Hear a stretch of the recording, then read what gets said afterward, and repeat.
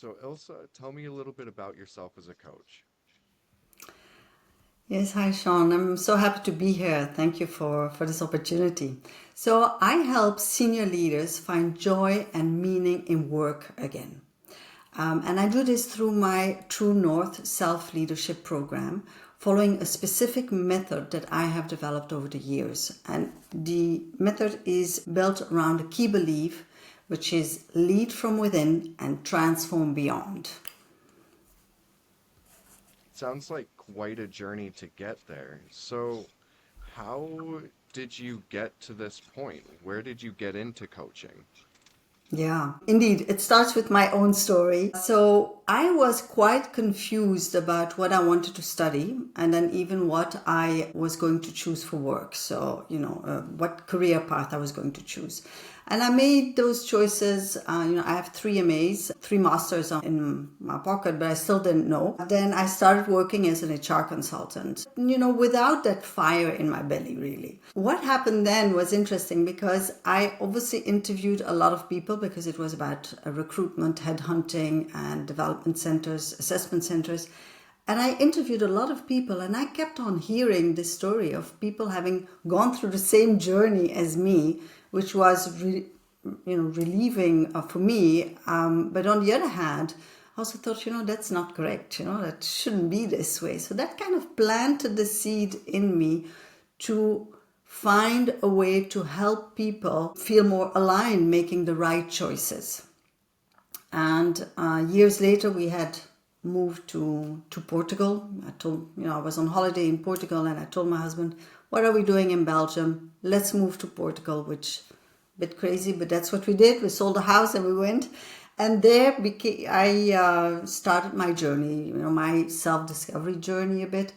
And that seed started growing, and I was a yoga teacher, but then I realized I wanted to do more. I really wanted to help people discover themselves so that they can make better choices. And I followed a certification. I got a certification in a tool which really gives a blueprint of a personality, which gives you an overview of where your energy comes from, what you love doing, and also the things that drain you because they're as important. And I thought with that I was going to change people's lives. But of course, I realized that people are a bit more, or we human beings are a bit more complicated. And that's where I did a proper coaching certification with.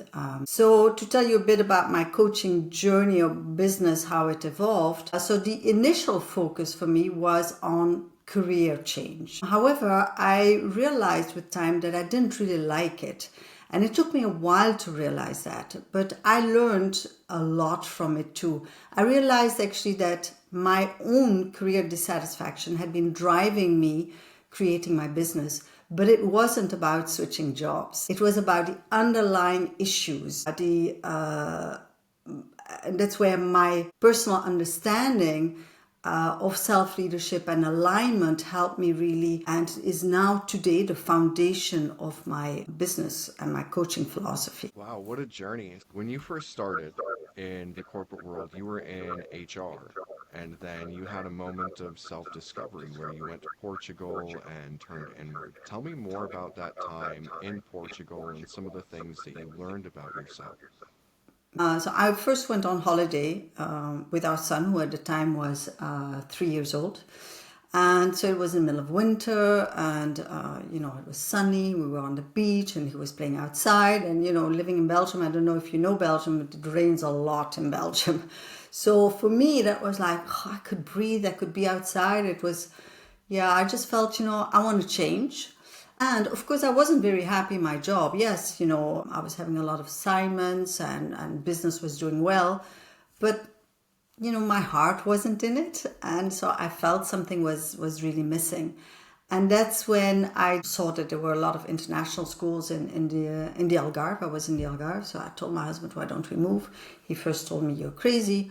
But by the time I got back, he said, "Let's do it," which is when I started panicking. But a year later, we actually moved. And that's when I started, of course, first there's the move, and, kid into school, and then indeed I had done, my husband is from India, and in that year before the move, I had done a yoga certification. So I started teaching yoga.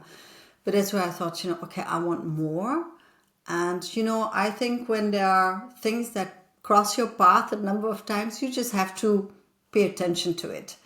And this tool around talents just kept on crossing my path. So I thought, okay, I have to explore this.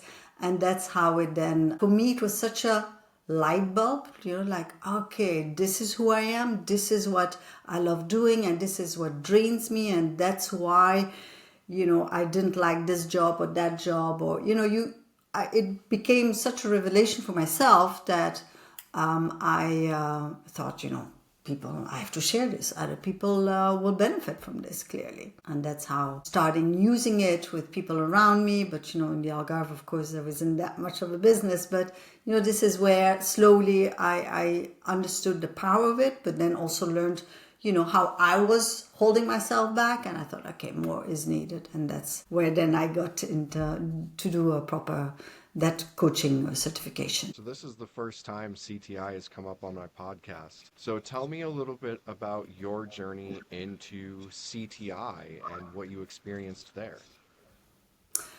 I loved it. I mean, I did the fundamentals. Of course, at that time I was still living in Portugal, so I flew in to Belgium for that. It took me a while to really first accept, because there is that skepticism, like, do I have problems? Really? And then you realize, yes, you do, and I mean, problems do, like this, becoming more aware of, the saboteurs, that those nagging little voices in our head. So my awareness grew. And I think as a coach, I really grew in the certification program itself, where you had to start coaching and where you practice much more at a deeper level. So that was for me the big change. That's where, for me, things shifted as a coach. Absolutely. So myself, I flew to Singapore for their, is it fundamentals or foundations? And I am Fundamentals, you're scheduled. right. Yeah, fundamentals. Yeah. Yeah, fundamentals. So I flew to Singapore for their fundamentals, and then I am scheduled to continue to go through the core curriculum right later this year. But yeah, their program, you really, it is about teaching you to coach, but it's also about teaching you to face your own stuff. It's a very growth-centric program. Yes, absolutely. And I find that it's very well structured. Their certification program is also very good. I learned, as I said, for me that was really the moment where I felt a shift in my coaching, clearly. So from taking this course, how did you apply what you have learned and how did you step into the role and embody the role of a coach? Yeah, I think that's a process, it's not a moment, but it's a process. And for me, there was also the question on, okay, what do I want? I was kind of stuck on this career change, career switch.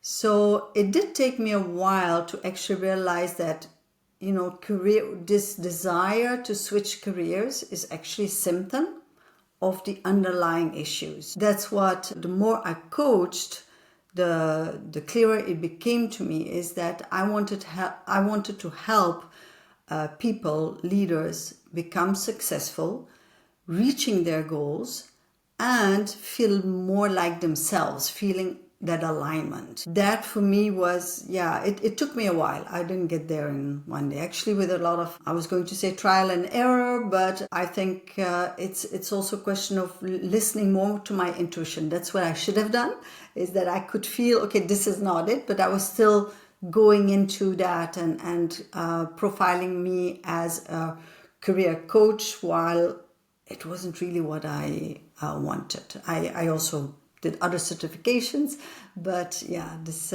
it came, only about 4 or 5 years into coaching, something like that, that I really realized, okay, this is not it. It's more about feeling aligned and having that impact from within. I'd really like to hear more about that 4 or 5 years. For so many people, it takes trying the wrong thing to find the right thing. And for me, I definitely had exploration in my early days coaching, and I'm still exploring even now. What were some of the things that you tried in those early phases that no longer resonate with you?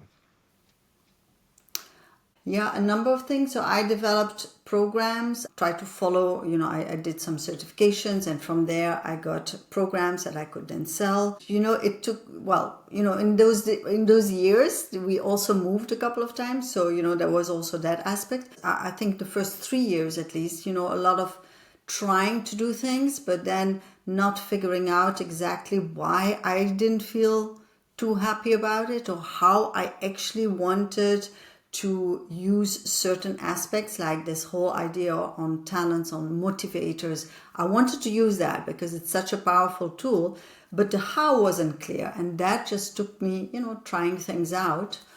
And then for 2 years, I worked at a company as an external career coach. And that kind of shaped things, because I was also coaching leaders, senior leaders there. And that's when I realized, okay, so it's not about switching careers, but it's really about becoming more of themselves, or of yourself, to then have that impact as a leader. So to give you maybe an example of a client who went through my coaching program as it exists now, she came to me because she thought she wanted to switch careers, do something completely different. And when we started the work together, and she became much more self-aware, and we also worked on her mindset, because that's another pillar in my program. And from there, she took actions which were much more aligned. So it became clear to her what kind of a leader she is. Let me be a bit more specific here. So she is visionary strategic leader. But what really bores her is to think of, okay, if those are our goals, how do we get there? What processes do we have to develop? What procedures? What are our priorities? For her, it was really like, oh, can they figure it out themselves? She's leading an organization of 45 people, so she has a number of team leaders reporting to her, coming to her for input, but she really didn't feel at ease, because it simply doesn't interest her. So having that insight for her shifted, because she realized, okay, so now I can actually co-create rather than think that I have to give the answers. She started to co-create, and that kind of shifted her leadership to the extent that a couple of months later, she was leading a retreat with her team, and she said she thought, okay, I'm going to just be myself and show up as who I am. And the retreat was an absolute success. I mean, she got a lot of very positive feedback. She even got a note from a team member saying, "You're awesome."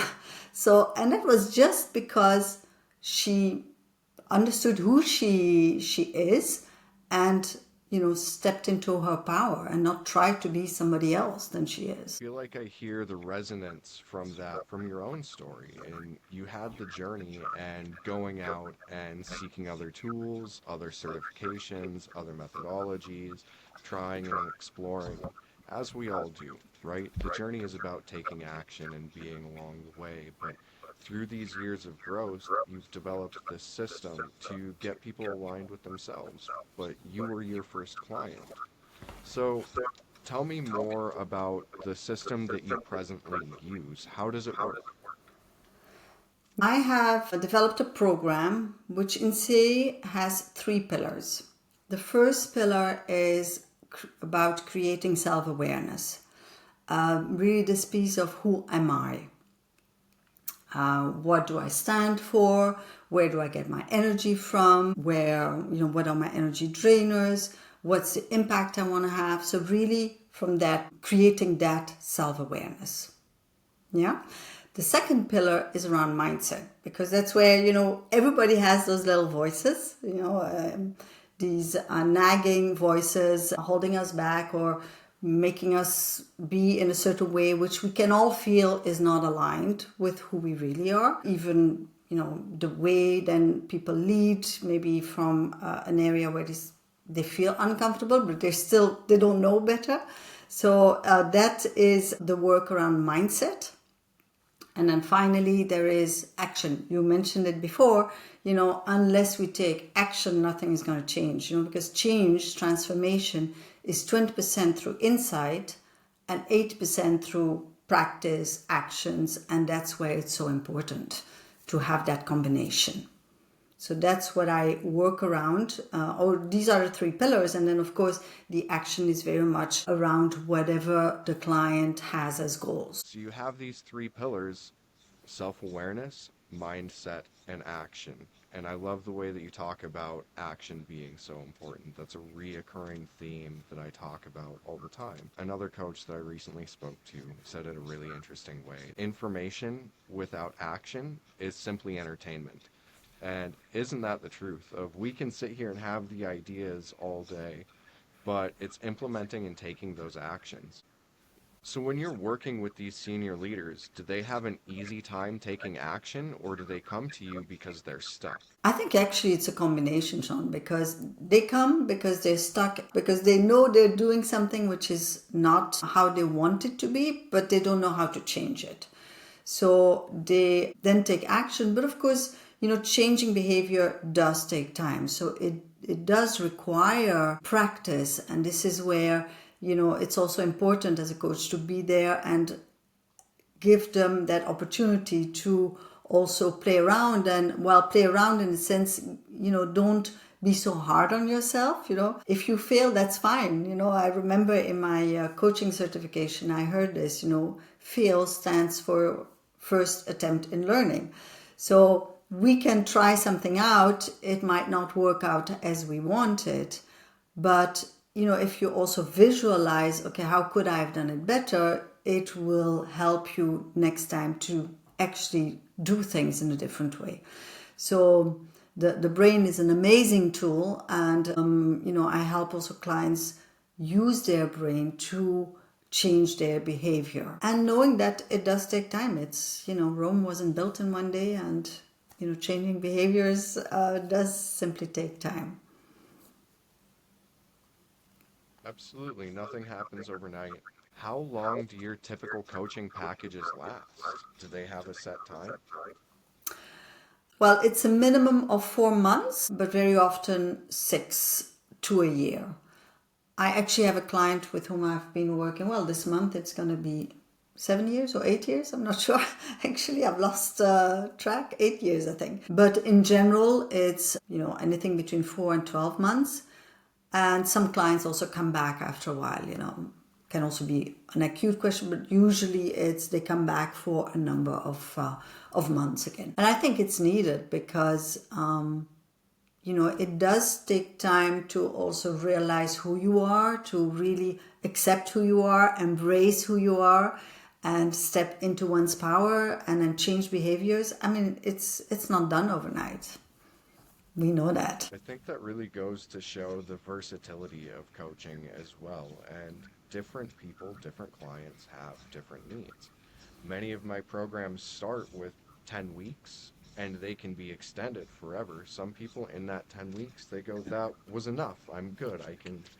And I'm sure you have some with the 4 months. That's okay. They're good. But yeah, now coming up on 7, 8 years in a coaching relationship, some people just like to have that continued support as well.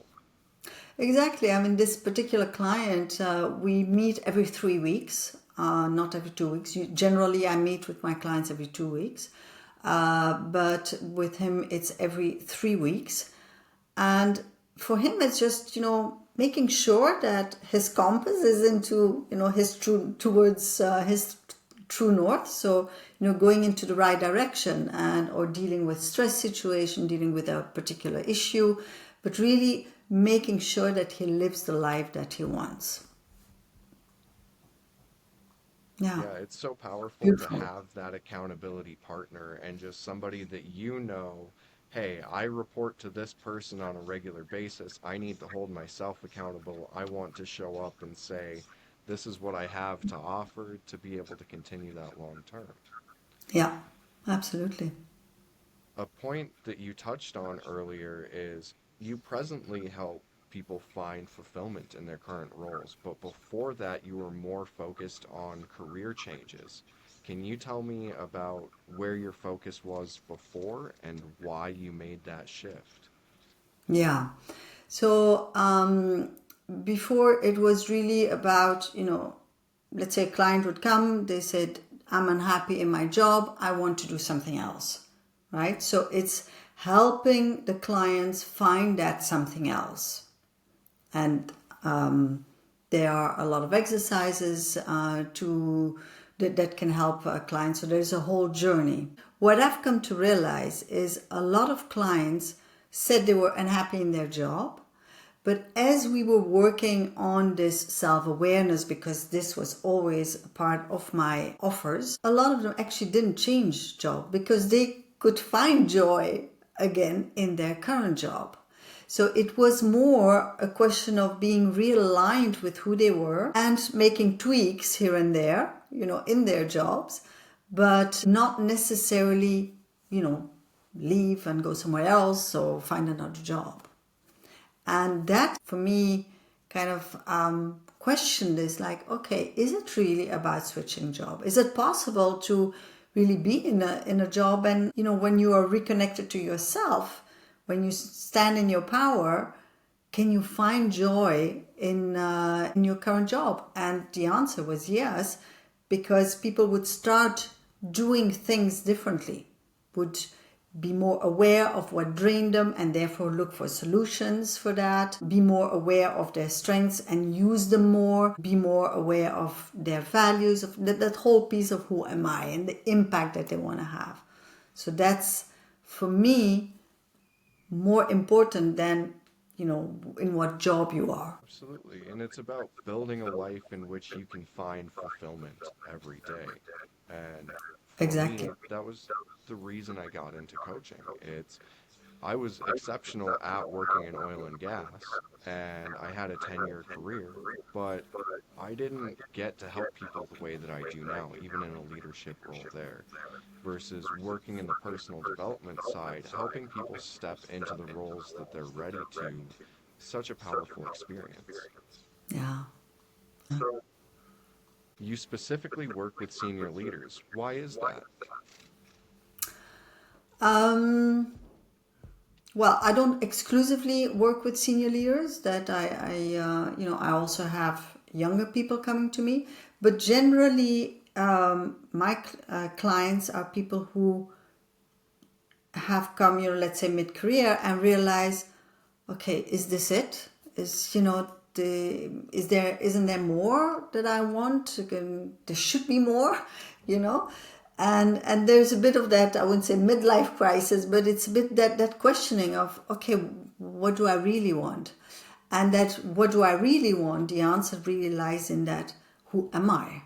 And they might leave their job, but most of the time they actually don't, or they make different choices which feel then more aligned. But in general, this is where there is already that experience behind them, that they have done certain things, they have made certain mistakes, they have made certain choices, and they really feel that misalignment. It's often that I don't know how to move forward. I'm feeling stuck. I want to lead my team, but I don't know what kind of a leader I am. People trying to be a leader that they're not because they've gone through certain courses and they are trying to be leaders in a certain way, but then they feel, okay, this is not me. And so it's getting that clarity of what type of leadership, they really have in them. Of course, there are always things to learn, but it's that connecting to themselves. Another example that springs to mind is a client who is leading a new team. I mean, she's in a new role, so she's leading a team where, people are, she has to explain a lot, let's say, and she has to teach them a lot. And that's actually one of her drainers, which she didn't realize. So, but it does explain why at the end of the day, when she has been trying to get her team up to par, or, explaining things, that she feels drained.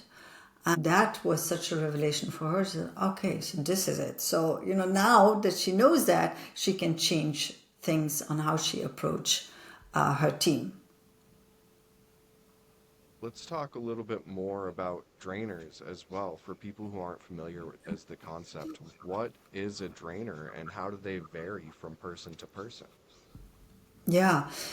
So I believe that we are all born with a certain set of talents. So with that, I mean things that we love doing and things that we don't love doing. And of course, there are things in between. There are things that we enjoy doing from time to time. It's important to know that so that you can make the right career choices potentially, but also in leadership, be the leader that you really are. Why is it important to also know the drainers? Because it can give you indeed that information, like why do I feel irritated with my team when I have to explain things? Well, because explaining things is a drainer. And when you have that clarity and you know that about yourself, your energy will actually shift because you are aware of the fact that you're going to do something that you don't like very much. But because you understand it, you get less drained. And so draining is literally that when you have done something, you feel drained. You feel emptied. You feel tired. You might have, even a headache. There's frustration. You just don't feel good. And that's when you know, okay, I'm working here with a drainer. This is whatever I've done, whatever task I've just done, it's linked to a drainer. For me, for instance, it's selling. Put me, 10 sales or even 3 sales calls in a day and I feel drained. Now, with time, I've also learned to use other talents, other things that I love that give me energy so that I can still achieve my goal but feel less drained. Do you help your clients create that structure of balance so they feel less drained as well? Yes, so once we have that mapped out, the energy givers and the energy drainers and the things in between, we work towards making them understanding why exactly certain situations drain them. With what kind of team should they be working? All these things come up. Also, what kind of a job, like this client who is a visionary strategic leader, for her being in a management role, is draining. So being aware of that just helps them, give the best of themselves. So let's talk a little bit more about your own personal journey. You're certified with CTI, you were a yoga instructor, and you mentioned that you've gotten other certifications along the way. What are some of those and how have they helped you? I've done a number of career coaching certifications like Fireworks, Career Shifters. I've also recently done ORSC, that's to work with teams. I have also got a certification in positive intelligence, which has been a great tool to really help me create my methodology, because this is where working on one's mindset became such an obvious thing for me, how important it actually is. So those are the other main certifications that come to mind. I've also done the cultural orientation framework. So there are a number of things. Some I use more, some are less, or some I just use the concepts and whatever helps clients.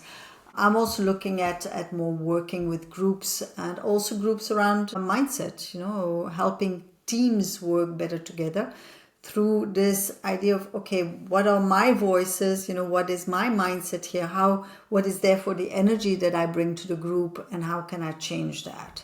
So the working with groups is another thing that I do. So, what are some of the main ways that you help people create these mindset shifts? So clients have a tool which helps them indeed become more self-aware of that little voice that everybody has. So that's not a question. We shouldn't forget that everybody has these negative voices, that inner chatter. So that's not a question. We should be very clear about that. I believe that the art in life is really about how loud do we allow these voices to be? How much do we listen to that negative chatter? And it's teaching clients really to shift from that negative energy, from that voice, to then take a step back, doing some breathing exercises or other exercises. There are a lot of exercises that one can actually do to then have access to who they are, to step into their power. So that is a process that they learn, that they have a tool for that. But of course, during the sessions, it's important to mention these things, because very often people say things that they don't realize that it's actually that negative voice that is talking. So really holding the mirror to for the client, to so that they hear themselves and listen to what you've just said, and that helps them also become more aware of then the impact. So the sessions help them, of course, become really much more aware. It's about cultivating that awareness. And I hear you talk about these negative thoughts and the negative cycles. And for people who don't know, CTI, they teach you that these are saboteurs, right? And that is a little voice in your head that's speaking negative things, and listening to those, that's how we self-sabotage. Another common way to refer to that is toxic shame, and that's just the guilt that we feel inside. It has Yeah. many names and it spans many cultures, but it's just a part of human nature. And what I hear is that you help people defeat that by getting in alignment with themselves and their purpose and their passion. Tell me more about how you help people connect with that inner self. Yeah, so connecting with that inner self comes from self-knowledge, that self-awareness, as I've been talking. It's really what you stand for, what's important to you, and making that come alive in sessions, because even values, okay, you identify your top values, but what does that mean then in your life? What does that mean in your work? How does that show up? Or how do you want it to show up? So it's really about, yeah, kind of, stepping back a bit and kind of looking at oneself, and then looking at how that would translate in the world, and in your work and family life, because it's not just about work, right? We are human beings, so it's everything. It's also our personal life. So that reconnection really comes from, yeah, taking that step back, doing that work of looking inwards, and really embracing who we are. And that's where, as a coach, that's where you have to kind of step up and challenge your clients to really recognize their greatness, because I believe everybody is unique. Everybody has amazing strengths. It's just about understanding who you are so that you can show up as you are and not try to be other people, because that's what happens as we grow up. And we talked about the saboteurs.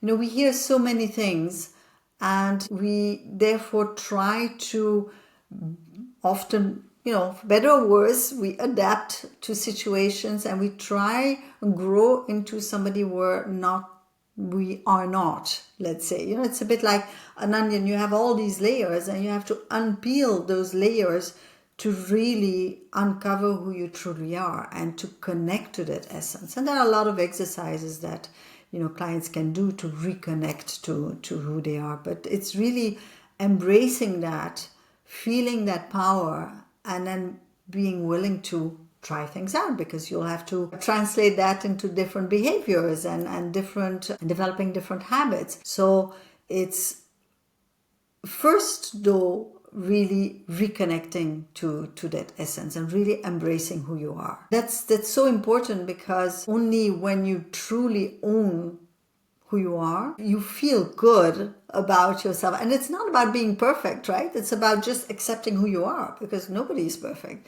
But it's about accepting who you are, and then learning and knowing that, life is a journey. We're not trying to be perfect, but we're trying to create the life that we want, so that, we enjoy it. Yeah, there's a lot to be said there, and you could call it so many different names, anything from alignment to authenticity to accountability, but just cultivating this level of awareness of the self and who am I as a person?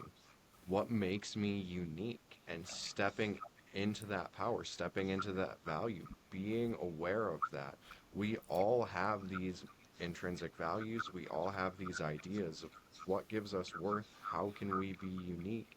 How can we capitalize on that? Each of Yeah. us has a journey. We each have our own way of seeing things, and it's using that as your focus as you move forward. That's where the magic happens, right? Absolutely. Magic happens, from there. And then I always talk about the expansion zone. The expansion zone is, when we step out of our comfort zone, where we try out new things. And that's indeed where the magic happens. You brought up earlier that you're starting to branch out into working with groups. Is that your expansion zone, and what does that look like? I'm not sure it's my full expansion zone, but I am enjoying working with teams to say have that same certain reconnection or awareness, and then learn to deal differently with themselves. Because with the saboteurs, everybody has got saboteurs. So if we learn to become aware of our own saboteurs, we become aware of other people's saboteurs, and that changes the dynamic into teams. So I've done a number of journeys with teams working on their mindset and other aspects related to it, and it's been very enriching. So I'm enjoying that. For the moment in my business, I'm optimizing also my offers. So there's a lot to learn for me there also in my business skills, and what I want to offer, how I want to offer it. So I'm also very much working on that for the moment in my business. That just goes to show that the growth never stops, right? Even as a very Absolutely. established coach who's been doing this for years and years, you're still Yeah. refining your offers, the way that you reach people, the way that you connect with businesses. No. So tell me more about where you plan to take your business over the next years. I want to optimize the work that I do with individuals. And I'm also looking at creating group coaching programs, but I'm still refining that. So I can't really say anything specific about that.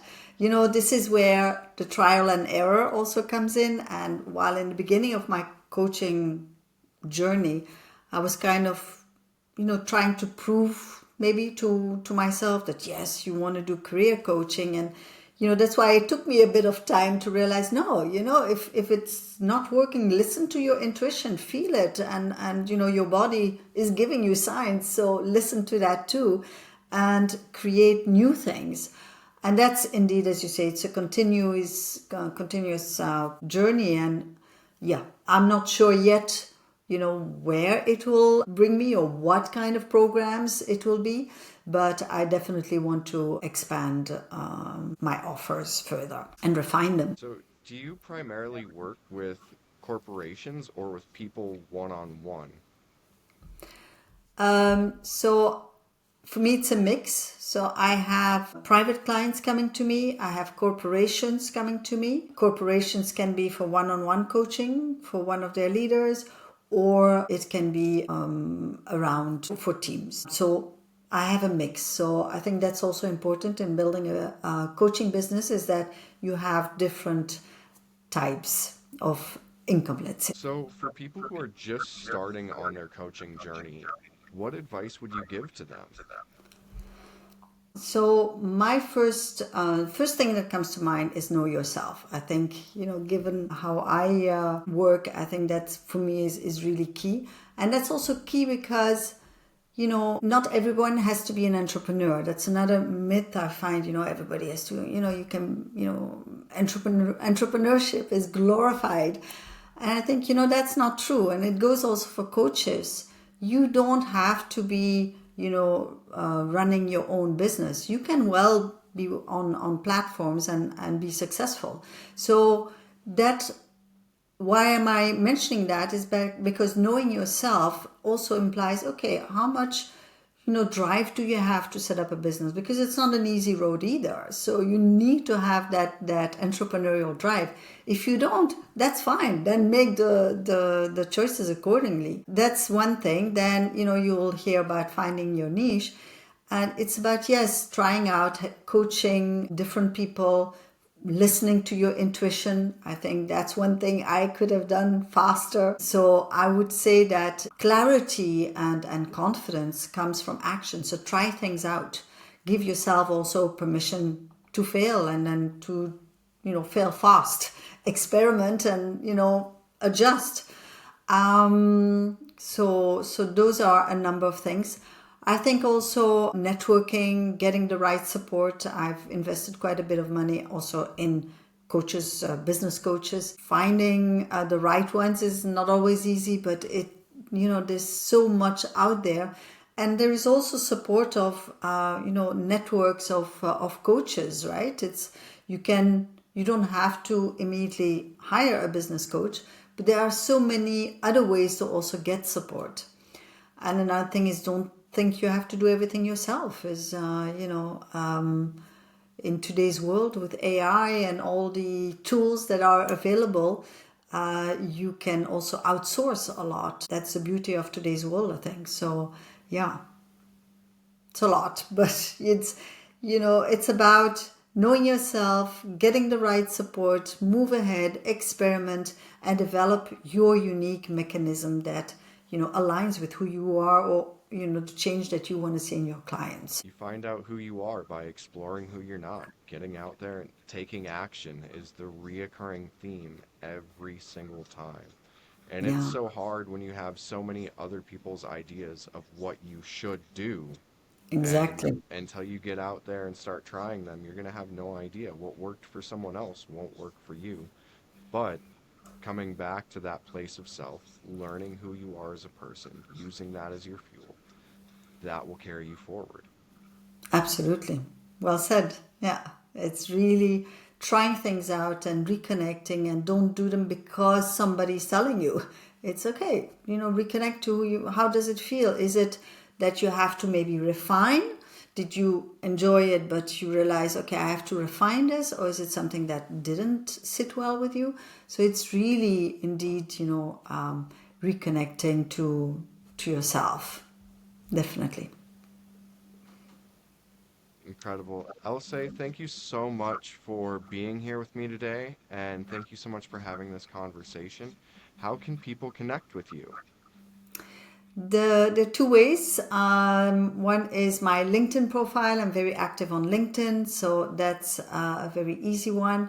We'll provide the link, I assume, and then also my email address, of course. That's Ilse, so ILSE at truenorthconsulting.eu. Perfect. And yes, those will be in the comment section below. Great. Thank you so much, Sean, for having me. It's been a pleasure talking to you.